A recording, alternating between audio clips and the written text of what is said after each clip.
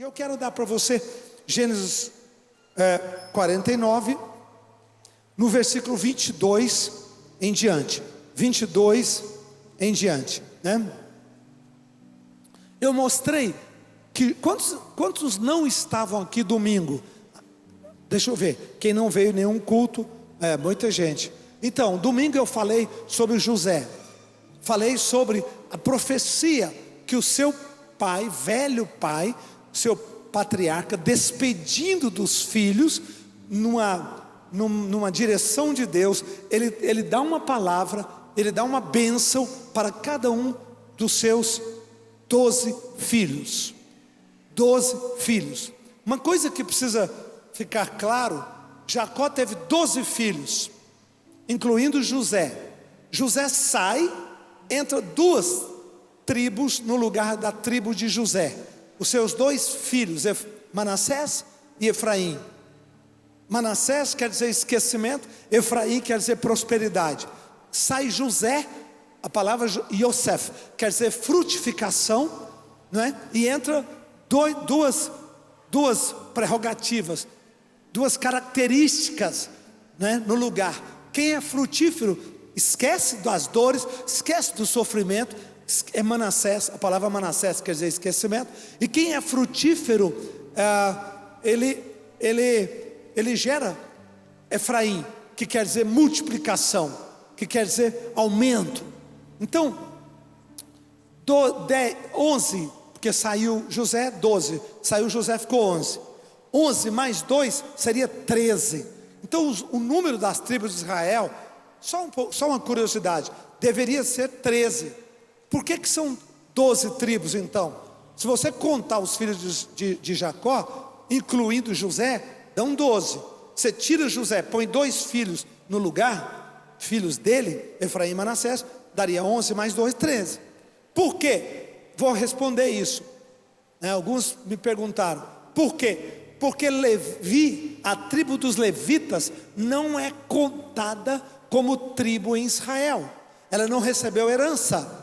Ela é uma tribo que ficou a serviço do tabernáculo. Então ela não é contada como uma tribo.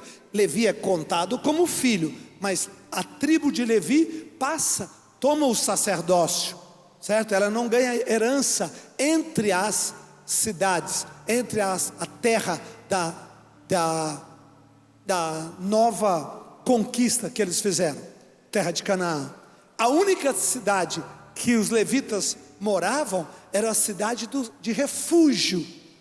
Isso é um outro assunto muito interessante. Por que eles moravam na cidade de refúgio, né? É uma palavra bombástica. Então, só para matematicamente, quem quiser saber, porque ficou, né, algumas pessoas falaram, uai bispo, como que é isso? Então está explicado aí. Bom, hoje eu quero ir com você para o versículo 26. 26. Aí, depois que o pai de José, o patriarca Jacó, abençoa os seus filhos, né, no último dia da sua vida, aí ele chega para abençoar José. Aí ele fala, a primeira bênção é que ele dá a identidade de José. Sabe, deixa eu te falar uma coisa: quem te abençoa é quem te ajuda a descobrir sua identidade e seu propósito. Pode dar uma salva de palmas forte. Presta atenção. Todo jogo do maligno é para roubar 2 coisas: identidade e propósito. Tudo que o maligno faz é tentar roubar das pessoas sua identidade e seu propósito. Confundir a cabeça, confundir o desejo. Eu não sei se eu quero, né, permanecer casado. Eu não sei se eu vou ser médico, pastor. Eu não sei se vou ser engenheiro. Eu não sei. Roubar a identidade, confusão. Uma pessoa perdida na identidade é uma pessoa que nem se fala em propósito, porque o propósito depende da identidade. Se você não tem firmeza na tua identidade, como é que você vai ter firmeza no seu propósito? Esquece, o propósito é a identidade expressa na realidade. Vou repetir: o propósito é a identidade expressa na realidade. Eu só sou bispo porque o meu propósito de ser um líder, de ser um mentor, de ser um apóstolo para muitas igrejas, né, de inspirar, meu propósito disso qual é? Por causa da minha identidade. O que está dentro de mim sai para fora, sai com a minha paixão, sai com o meu trabalho, sai com o meu amor, sai com a minha energia. Isso torna propósito, mas só sai o propósito por causa da identidade que eu descobri, que eu acredito, que eu ponho intensidade nela, que eu vivo para ela. O mais importante é a identidade. A identidade dá à luz o propósito. Ou o propósito é filho da identidade. Descubra sua identidade e o seu propósito florescerá. Então, quando Jacó chama seus filhos, o que ele faz? Ele volta na memória, coisa que os filhos não sabiam. E ele fala para o filho, para todas as tribos, para todos os filhos, não é só para José. Ele fala da origem da sua identidade. Ele dá uma palavra, não é? No caso de José, eu mostrei muito rapidamente, nasceu de Raquel. Raquel foi a mulher que Jacó amou. Ele casou com Lia, a irmã de Raquel, serviu 7 anos Labão, o seu sogro, pai delas, por Raquel, porque ele gostava de Raquel. Mas Labão fez um jogo na noite, tudo escuro, né? Ela de burca. Então ele coabitou com a irmã mais velha, e ela já se engravidou, Lia, uma mulher bonita de alma, uma mulher querida, santa, uma mulher maravilhosa. E depois ele serviu por mais 7 anos por Raquel. E depois ele serviu por mais 7 anos por salário. Então, Raquel não tinha filhos, ela era estéril. Lia tinha, e tinha muitos filhos. E além dos filhos, a dela própria, ela deu sua concubina. E aí Raquel adoeceu de alma, porque ela era amada, mas ela não era frutífera. E aí um dia, num episódio das mandágoras, pega o meu livro, Comentário da Bíblia Científica de Gênesis, que você vai entender que aquelas mandágoras, elas tinham hormônios conceptivos fortíssimos. Era um chá de uma erva, não é, carregada desses hormônios. Aí ela toma e concebe de José. Então José cura uma esterilidade, e ela deu o nome para o filho que nasceu, que foi gerado naquela situação, naquela circunstância, de frutífero, porque ela queria outros filhos. Então ela disse: esse menino que nasceu para curar essa realidade, para curar essa situação. Deixa eu te dar uma palavra profética. Deus te chamou para mudar realidades. Deus te chamou, sua identidade ela tem a ver com aquilo que você foi colocado por Deus para transformar, para mudar. Deus te colocou em lugares e situações para mudar realidades. Isso é a essência da sua identidade, e isso te guiará no seu propósito. Isso te guiará no seu propósito. Então José, ele nasce com esta missão. Ele nasce e a mãe bate o carimbo, a mãe reconhece. Não é a mãe que dá para ele, ela dá o nome porque ela reconheceu. Preste atenção, fale comigo baixinho. Sabedoria é a capacidade de perceber as diferenças e as realidades. Talvez nenhuma mulher perceberia o que Raquel percebeu. Ela percebeu que aquela criança veio para mudar uma realidade de esterilidade para frutificação. Então ela pôs o nome, foi ela que deu o nome. Foi ela que deu o nome de José. Então ela pôs o nome. Pessoas bobas não reconhecem detalhes. Pessoas bobas, superficiais, não reconhecem detalhes. A sabedoria faz você pensar antes de falar, observar bastante, perceber as diferenças. Tem gente que diz: como é que eu não via? Como é que eu não enxergava? Como é que eu não percebi que ele era um interesseiro, que ele não me amava, ele queria um relacionamento comigo por causa dos meus bens, por causa do meu nome, por causa de outros interesses? Porque você não percebia os detalhes, só isso. Só isso. Você não percebeu os detalhes. Tema das celebrações deste ano vai ser o grito da sabedoria. Lembra que Provérbios diz: a sabedoria grita, lá em Provérbios? Não diz isso? O que é que ela grita? Você quer ouvir o grito da sabedoria? Dê uma salva de palmas ao teu Deus. O grito da sabedoria. Então, ela reconhece José, ela reconhece a missão. Agora, presta atenção, José viveu a vida. Quem é a personagem não percebe isso. Você não percebe. Pelé não sabia que ele era Pelé. Beethoven não sabia que ele era Beethoven, certo? Da Vinci não sabia que ele era Da Vinci. Einstein nem sabia que ele era Einstein. Ele era ele, com os problemas, com as idiosincrasias da vida, com as depressões, com os momentos bons, momentos maus. Ele era ele. Essa visão se foi formado devagar de fora. A pessoa vive a vida. O personagem vai viver, ele não percebe. Ele não percebe que ele está curando uma realidade, que ele está ali, que ele veio para... Parece que ele já veio até destinado, ele já veio até predestinado para mudar. Ele não percebe isso, ele vive a vida. Talvez no final, olhando para trás, até pode reconhecer um pouquinho, mas por dentro as pessoas se minimizam sempre. Não, mas quem é bom, né?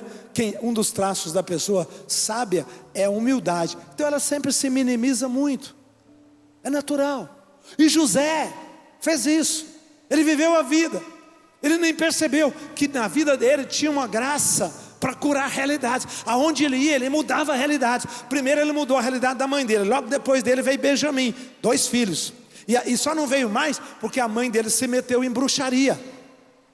Ela se meteu em bruxaria, né? E aí, ao meter em bruxaria, ela morre. Então, família de patriarca também tem confusão, né? Que loucura, né? Então, Deus chama José e o pai, no último dia, o pai mostra, o pai resgata isso, o pai retrocede na origem e mostra a identidade para eles. E depois que ele fala sobre os flecheiros, que eu mostrei domingo, não é? Os teus braços serão, teu arco será firme e os teus braços serão feitos ativos pelo poderoso de Jacó. Eu amei esse texto. Por quê? Quando você tem identidade, quando você tem propósito, mesmo que você esteja ferido, seu arco não vai cair no chão. Quando você tem identidade, quando você tem propósito, mesmo com os braços feridos, teu arco não vai cair. Ele diz assim, profecia do pai diz: segurasse o arco no teu braço. E José só conseguia segurar o arco, ele não conseguia fazer mais. Não precisa. Quando eu sou fraco, aí é que eu sou forte. Segura o arco e o resto Deus fará por você. Não precisa. Não precisa. Ele segurou o arco e teus braços, aí ele diz: teus braços serão feitos ativos pelo teu Deus, pelo Senhor. Eu seguro o arco, você segura o arco, segura o seu propósito, segura o seu chamado, segura a sua identidade, mesmo as flechas enfiando nos seus braços, correndo sangue, não tem problema, segura, firme, porque vai passar. E aí Deus, o teu Deus eterno, o Deus a quem você serve, o Deus da sua aliança, Ele fará ativo. O que quer dizer isso? Resultados. Quando você acha que você é fraco, aí é que a graça de Deus produz através de você 100 vezes, 1000 vezes mais. A graça de Deus.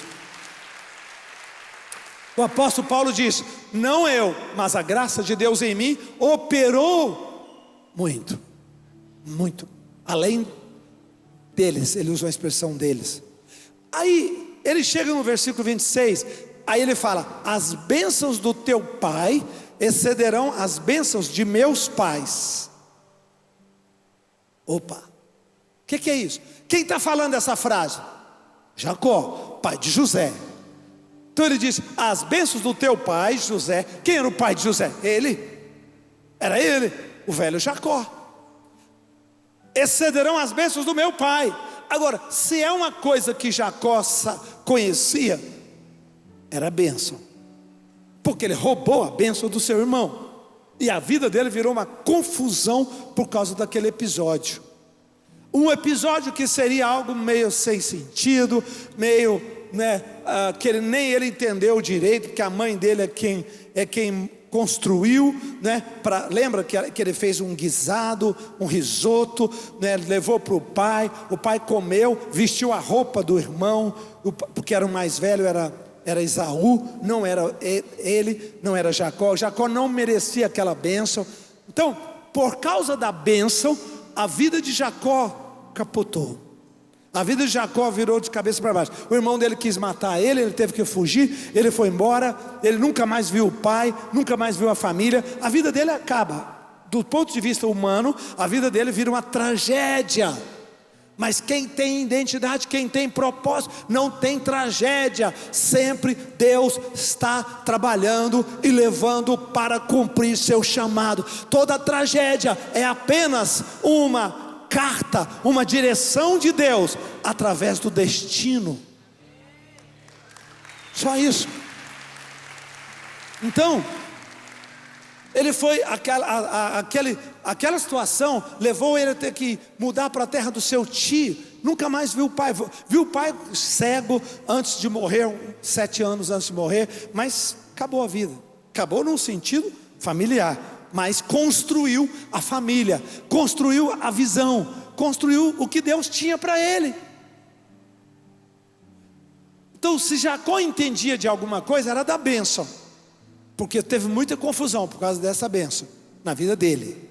E aí ele fala para José: as bênçãos do teu pai, que sou eu, excederão as bênçãos do meu pai. Quem foi o pai dele? Isaac, que deu a bênção para ele no lugar do seu irmão, a bênção principal. E aí ele fala: até o cimo dos montes eternos estejam sobre a cabeça de José, sobre o alto da cabeça daquele que foi distinguido entre os seus irmãos. Então agora Jacó libera 4 bênçãos para José. 4 bênçãos para José. Como nós estamos no mês da quebra de maldição, eu quero falar para você: Deus vai quebrar toda maldição na tua vida. Você de toda Sara, nossa terra, se prepare, porque Deus vai abrir a janela do céu e vai mandar para você bênçãos de todos os lugares que você nunca imaginou na sua vida. Nunca imaginou na sua vida. Agora, olha que coisa engraçada, gente. José, entre aspas, não precisava mais da bênção. Como assim, bispo? Ele já era governador do Egito nessa época. Ele já tinha 2 filhos. O pior da vida dele já tinha passado.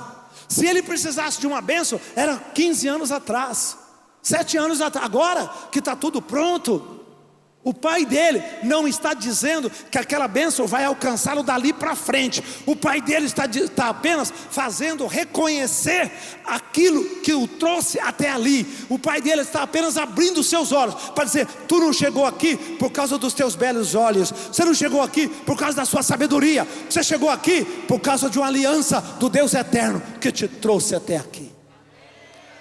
Opa! Opa!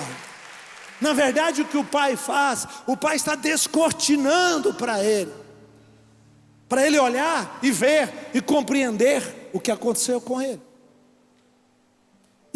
E como Deus o ajudou, como a bênção o ajudou a construir na sua vida aquela nova realidade, deixando de ser escravo, deixando de ser preso, um prisioneiro, para ser um governador. Para ser um governador. E um governador em tempos que valia a pena ser governador. Não tinha CPI, né? Um governador naquela época valia a pena, né? Hoje é confusão atrás de confusão, né? Ninguém consegue agradar todo mundo. Agrada uma metade, desagrada o resto. Não tem jeito. Então aqui ele fala: as bênçãos do teu pai excederão as bênçãos dos meus pais. Do cimo dos montes eternos estejam elas sobre a cabeça de José, sobre o alto da cabeça daquele que foi distinguido entre seus irmãos. A primeira bênção que ele emite sobre seu filho é a bênção dos altos montes eternos. Quem quer a bênção para subir, subir, subir, subir, subir? É montes eternos, não são montes humanos, não são montes naturais, são muito mais do que os montes naturais, são montes espirituais. Deus vai te levantar com os seus montes eternos. Subindo, eu fui estudar as bênçãos, bispos, eu fui dar uma estudadinha nas bênçãos. Interessantíssimo. A Bíblia tem umas sutilezas incríveis. Parece que foi quase um esquecimento, mas foi propósito. As entrelinhas, algo maravilhoso. Não tem muitas bênçãos na Bíblia, é engraçado. Não tem muitas, tem poucas, mas elas são muito significativas. Tem a bênção de Jacó, que Jacó recebeu do seu pai Isaac, que o irmão dele, traído, Esaú, recebeu depois, logo em seguida. Tem a bênção, tem a bênção da filha de Caleb, Axa, uma bênção muito interessante. Tem a bênção que Moisés dá, que é quase uma profecia do futuro também sobre Israel, as tribos. Mas aqui, hoje, o importante, essa primeira bênção, as bênçãos do teu pai excederão as bênçãos dos meus pais, até o cimo dos montes eternos estejam elas sob a cabeça de José. Só um minutinho. Faz assim, ó, na sua cabeça, põe a mão na sua cabeça, diga: até o cimo, o cume dos montes eternos. Diga: esteja ela sobre a minha cabeça, em nome de Jesus. Diga: a minha grandeza nunca me fará perder a sabedoria. A minha altura, cada dia, diminuirá mais o meu coração e a minha dependência diante de ti.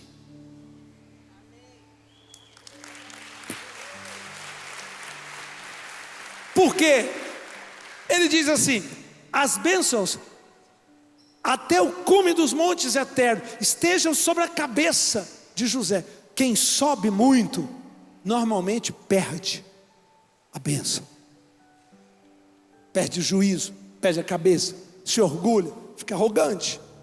A pessoa vai estando lá embaixo, ela precisa da bênção, então ela vai buscar a Deus, ela vai clamar a Deus, ela vai depender de Deus, ela vai orar a Deus, mas começa a subir, já é meio a meio, pouco de bênção, mas tem muita coisa para fazer, tem muita agenda, não dá mais para ir para a igreja, tem muito patrimônio, não dá mais para dar o dízimo, nem sei quanto que eu ganho, né? Eu dou só daquilo aquele pedacinho lá que vem para a minha conta, que eu gasto de feira, disso, daquilo, então eu dou o dízimo muito diminuto, e vai subindo, e vai diminuindo, e vai subindo. Aqui ele diz: Tu pode subir quanto for, seus montes vão subir, Deus vai te colocar nas alturas, você vai crescer, meu filho, mas a bênção nunca sairá da tua cabeça. E foi mesmo.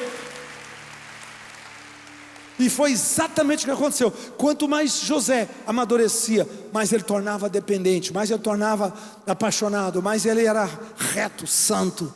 Que coisa bonita. 4 bênçãos. A primeira é essa.